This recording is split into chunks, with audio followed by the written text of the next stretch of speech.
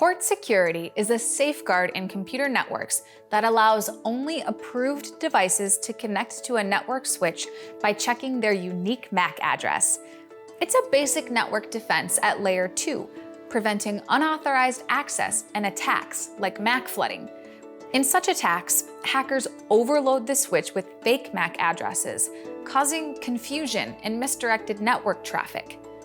Port security keeps the network secure by ensuring only recognized devices can connect. In this first of a two-part episode of Cisco Tech Talk, I'll explain the port security modes on Cisco Catalyst 1200 and 1300 series switches. Next.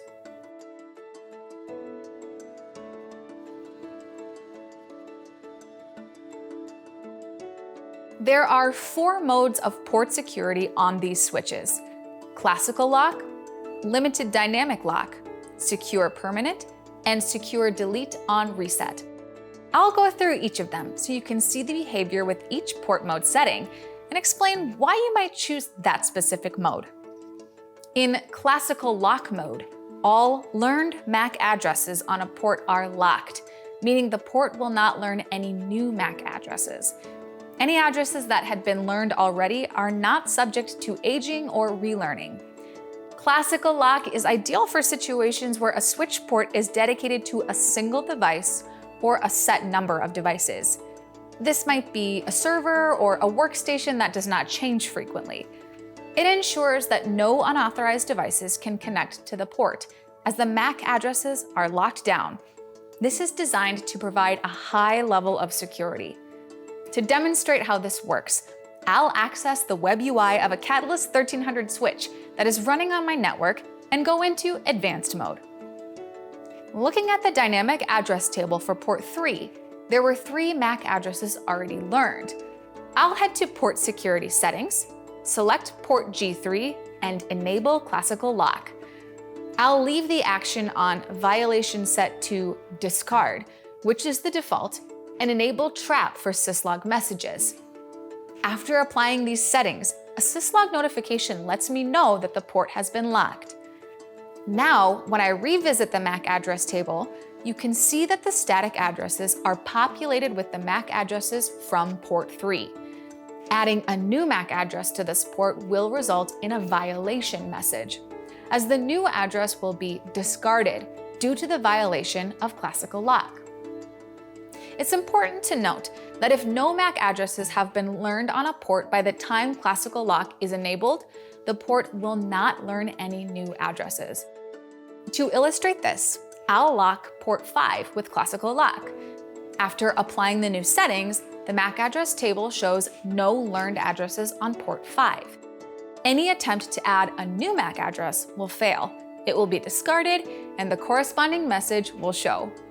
Another key point is that when a secure MAC address is seen on a different port, the frame is forwarded, but the MAC address is not learned on that new port. For instance, if I disconnect a client from port 3 and connect it to another port, the port becomes active, but no MAC address is learned on the new port. The MAC address will only be expected on port GE3. No entry will appear in the dynamic address table for port GE11. Furthermore, static address entries will remain in the table even after a reboot of the switch, provided you save the running configuration. I'll demonstrate this by saving this configuration and disconnecting everything from port 3. After rebooting the switch, you can see the entries are still there. The second port security mode is limited dynamic lock.